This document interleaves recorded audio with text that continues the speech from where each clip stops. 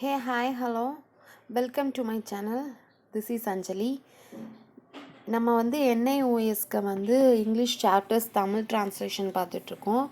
அது மாதிரி நம்ம இன்றைக்கி என்ன பார்க்க போகிறோம்னா 4th சாப்டர் போலி பார்க்க போகிறோம். போலியை பொறுத்தவரை இது முழுக்க ஒரு பொண்ணோட கதை. அந்த பொண்ணு தான் மெயின் கேரக்டராக வருவா. அந்த பொண்ணோட ரியல் நேம் பார்த்திங்கன்னா சுலேஹா. அப்படி சுலேஹாங்கிற ஒரு பொண்ணை ஏன் போலின்னு கூப்பிடுறாங்க? போலினா கொஞ்சம் டிஃப்ரெண்ட்டாக இருக்கவங்கன்னு வச்சுக்கோங்களேன்.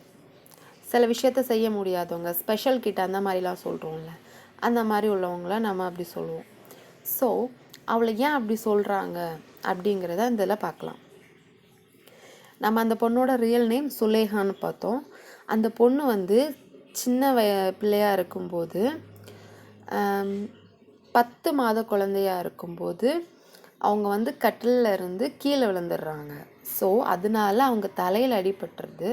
அதனால் மூளையில் ஒரு பிரெயினில் ஒரு டேமேஜ் ஏற்பட்டுருது.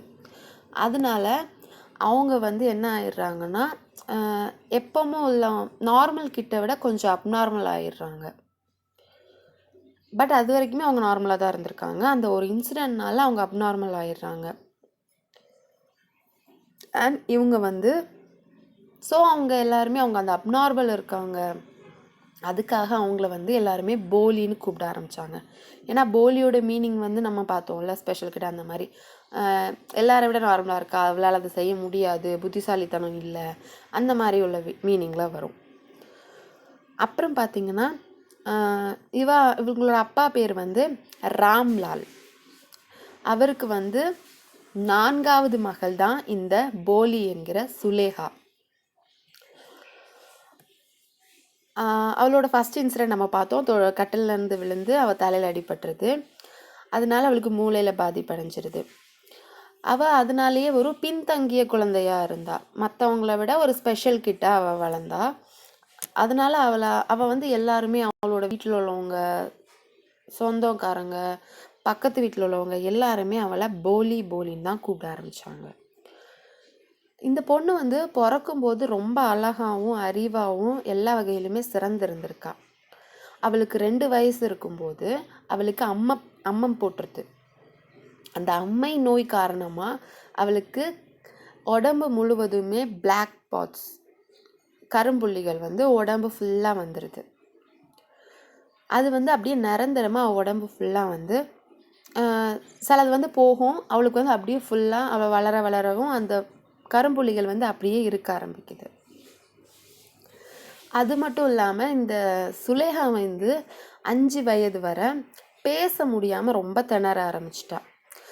அப்போ என்ன ஆரம்பிச்சோன்னா அவள் திக்கி கொஞ்சம் பேசுகிறதுக்கு கொஞ்சம் சிரமப்பட்டு திக்கி பேசிக்கிட்டு இருந்தா. அப்படி திக்கி பேசிக்கிட்டு இருக்கனால மற்றவங்கெல்லாம் அவள் பண்ணுறதை பார்த்து அப்படியே காப்பி பண்ணி மிமிக்ரி பண்ணி அவளை கிண்டல் பண்ண ஆரம்பித்தாங்க. ஸோ அவளுக்கு ஒரு கொஷின் யாராவது டக்குன்னு கேட்குறாங்கன்னா அவளால் டக்குன்னு அந்த 5 வயசு வரை ரீப்ளே பண்ண முடியாது. கொஞ்சம் திக்கி பேசுவாள்.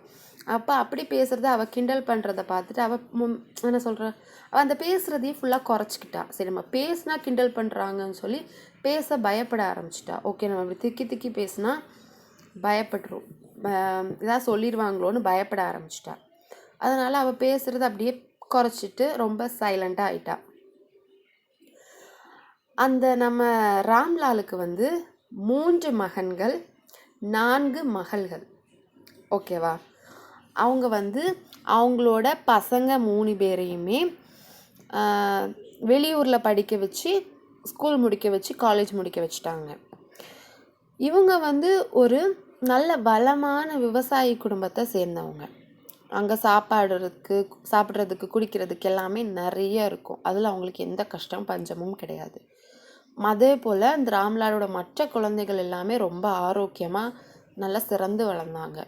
ஆனால் நம்மளோட போலி மட்டும் அந்த 2 ப்ராப்ளம் காரணமாக அந்த கரும்புள்ளிகள்னாலையும் அந்த பேச கொஞ்சம் திணறனாலையும் அப்புறம் அந்த கீழே விழுந்தனால அடிப்பட்டனாலையுமே அவள் கொஞ்சம் பின்தங்கியே தான் இருந்தாள்.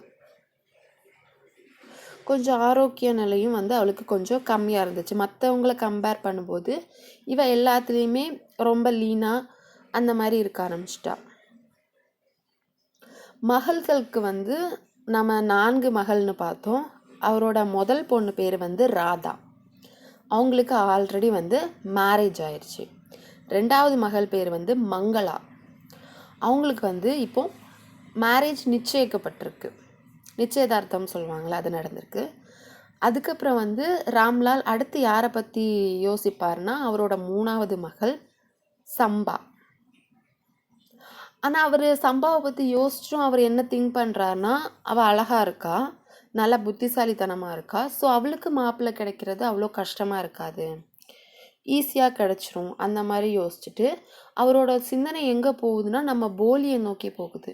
ஏன்னா போலி வந்து அழகாகவும் இல்லை, புத்திசாலித்தனமாகவும் இல்லை அப்படின்னு அவரோட அப்பா வந்து போலியை நினச்சி ரொம்ப ஃபீல் பண்ணுறாரு. அப்புறம் என்ன ஆகுதுன்னா, நம்ம மங்களாக்கு வந்து நிச்சயதார்த்தம் நடந்திருக்குன்னு சொன்னோம்ல, அவங்களுக்கு வந்து மேரேஜ் ஆகிருது. அவங்க மேரேஜ் டைமில் நம்ம போலிக்கு வந்து 7 வயசு ஆகுது. அதே வருஷத்தில் வந்து அவங்க கிராமத்தில் வந்து பெண்களுக்கான ஒரு ஆரம்ப பள்ளியை திறக்கிறாங்க, ஓப்பன் பண்ணுறாங்க. அந்த திறப்பு விழாவை தாசில்தார் சாகிப், அவரோட நேம் சாகிப், அவர் வந்து ஓப்பன் பண்ணுறாரு. அப்போது அவர் வந்து என்ன சொல்கிறாருன்னா, நம்ம ராம்லால் கிட்ட உங்கள் வீட்டிலேருந்து ஒரு பெண் பிள்ளையை நீங்கள் கண்டிப்பாக படிக்க வைக்கணும். ஏன்னா நீங்கள் நம்ம ஸ்டார்ட் பண்ணியிருக்கோம், இதுக்கு ஒரு முன்னுதாரணமாக எல்லாருக்கும் ஒரு எடுத்துக்காட்டாக நீங்கள் இருக்கணும். உங்கள் வீட்டிலேருந்து ஒரு பிள்ளையை நீங்கள் கண்டிப்பாக படிக்க வைக்கணும் அப்படிங்கிறாங்க. அதுக்கு ஒன்று நம்மளோட ராம்லால் என்ன சொல்கிறாருன்னா, முட்டாள்தனமாக பேசாதீங்க, படிக்க ஸ்கூலுக்கு அனுப்புனா அந்த பிள்ளைக்கு எப்படி மேரேஜ் ஆகும், அதாவது இது ஓல்டு ஸ்டோரி கேட்டிங்களா. அப்போ ஓல்டு ஸ்டோரியை பொறுத்த வரைக்கும் அந்த காலத்தில் வந்து படிக்க அனுப்புனாங்கன்னா மேரேஜ் ஆகாது அந்த மாதிரிலாம் இருக்கும்ல. ஸோ அதுக்கு நினச்சி அவர் பயப்படுறாரு. அதுக்கப்புறம் அவர் அப்படியே ஆனால் அவரால் வந்து அந்த தாசில்தாரோட பேச்சை வந்து தட்ட முடியாது. ஏன்னா அவர் ஒரு உயர் அதிகாரி, அவர் சொல்லியிருக்காரு, அப்போ அதை கேட்டே ஆகணும். ஆனால் மகள் அனுப்புனா மகளுக்கு திருமணம் ஆகாதுங்கிற பயமும் நம்ம ராம்லாலுக்கு இருக்குது. ஒன்று அதை யோசிச்சுக்கிட்டே வீட்டுக்கு வந்துடுறாரு. தன்னோட ஒய்ஃப் கிட்ட சொல்கிறாரு, இப்படி நடந்துச்சு, யாராவது ஒரு ஆளை அனுப்ப சொல்கிறாங்க, கண்டிப்பாக பள்ளிக்கு அனுப்பணுமா அப்படிங்கிறாங்க. உடனே வந்து அவங்க அம்மா யாரை சொல்கிறாங்கன்னா போலியை சொல்கிறாங்க. ஏன்னா போலி வந்து ஆல்ரெடி புத்திசாலித்தனமாக இருக்க மாட்டா, அண்ட் வந்து அவளுக்கு வந்து அக்லி லுக்காகவும் இருக்கா. ஸோ அவங்களோட என்னோட போலி அனுப்பலாம், அப்போ அவளுக்கு அந்த லவ் அந்த மாதிரி எதுவும் வராது, அவளை அனுப்புறதால எந்த பிரச்சனையும் வராது, அந்த மாதிரி சொல்லி போலி அனுப்புகிறான் பிளான் பண்ணுறாங்க. போலி அனுப்ப அதுக்காக மறுநாள் வந்து என்ன ஆயிடுச்சுன்னா, ராம்லால் வந்து போலியை கையை பிடிச்சி எங்கே கூப்பிட்டு போகிறேன்னா ஸ்கூல் கூப்பிட்டு போகிறதுக்காக ரெடி ஆக்குறாரு. உடனே இதை பார்த்தோன்னே போலிக்கு வந்து ஒரு பயம், சுலேகாவுக்கு வந்து ஒரு பயம் வந்துருச்சு. என்ன பயம்னா, அதுக்கு போன வாரம் அப்படி தான் அவங்களோட வீட்டில் இருந்த ஒரு பசுவை ஒரு மாதிரி டெக்கரேட்லாம் பண்ணி வெளியே கூப்பிட்டு போய் விற்றுட்டு வந்துடுவாங்க. அந்த கவ்வோட பேர் வந்து லக்ஷ்மி. அப்போ அது மாதிரி இவளையும் ரெடியாக்கி கூப்பிட்டு போய் எங்கேயாவது விட்டுட்டு வந்துடுவாங்களோ அப்படின்னு நினச்சி நம்மளோட சுலேகா வந்து பயப்பட ஆரம்பிச்சிட்டா. இந்த மாதிரி பயப்பட ஆரம்பித்தோன்னே அவங்க அப்பாவோட கையை அப்படி தட்டி விட்டுறா. தட்டி விட்டோன்னே என்ன ஆகுதுன்னா, அந்த ராம்லால் வந்து ஏன் இப்படி பண்ணுற அப்படிங்கிற மாதிரி அவளை திட்டுறாரு. ஒன்றா திட்டிட்டு, உன்னை நான் ஸ்கூலுக்கு கூட்டிகிட்டு வந்துடுவேன் அப்படிங்கிற மாதிரி சொல்கிறாரு. உடனே வந்து அவங்க அம்மா கிட்ட என்ன சொல்கிறாருன்னா, அதாவது ராம்லால் ஒய்ஃப் கிட்ட சொல்கிறாங்க, இவளுக்கு வந்து நல்ல காஸ்டியூம், நல்ல ட்ரெஸ் கொடு அப்படின்னு சொல்கிறாங்க. ஆனால் யூஸ்வலாக வந்து இவ்வளோ நாளாக வந்து நம்மளோட சுலேகா வந்து நல்ல ட்ரெஸ் போட்டதே கிடையாது. அவளோட சிஸ்டர்ஸ் யூஸ் பண்ணி ரொம்ப ரொம்ப பழசாக வர அக்லியான துணியை மட்டும்தான் அவளுக்கு கொடுத்துட்ருந்தாங்க. பட் இப்போ அவள் ஸ்கூலுக்கு போகிறனால அவளுக்கு நியூ ட்ரெஸ் கொடுக்குறாங்க. நியூ ட்ரெஸ் கொடுத்தோன்னே அவளுக்கு அது ரொம்ப புதுசாக இருக்குது. அண்ட் சுலேகாவை பொறுத்த வரைக்கும் ஸ்கூல்னால் என்ன, ஸ்கூல் எப்படி இருக்குங்கிற ஒரு ஐடியாவும் அவளுக்கு இல்லை. அதுக்கப்புறம் வந்து அவங்க அப்பா வந்து அவளை வந்து எங்கே கூட்டிகிட்டு வந்துட்டாங்கன்னா, நம்ம ஸ்கூலுக்கு கூட்டிகிட்டு வந்தாங்க. அங்கே பார்க்கும்போது சுலேகா பார்க்குறா, அங்கே கிளாஸ் ரூமில் நிறைய பெண் பிள்ளைகள் வந்து உட்காந்து படிக்கிறாங்க, இல்லை ஸ்லேட்டில் எழுதுகிறாங்க, ஏதாவது ஒன்று பண்ணிக்கிட்டு இருக்காங்க. அவங்க வந்து தலைமை ஆசிரியர்கிட்ட கொண்டு விட்டுறாங்க. உடனே தலைமை ஆசிரியர் என்ன பண்ணுறாங்கன்னா, அவளை ஒரு ஓரமாக உட்கார வச்சிடுறாங்க கிளாஸ் ரூமில். அப்போ வந்து அங்கே ஆல்ரெடி அவள் பார்க்குறா, நிறைய பிள்ளைங்க எழுதிட்டுருக்காங்க, நிறைய பிள்ளைங்க ரீட் பண்ணிகிட்ருக்காங்க.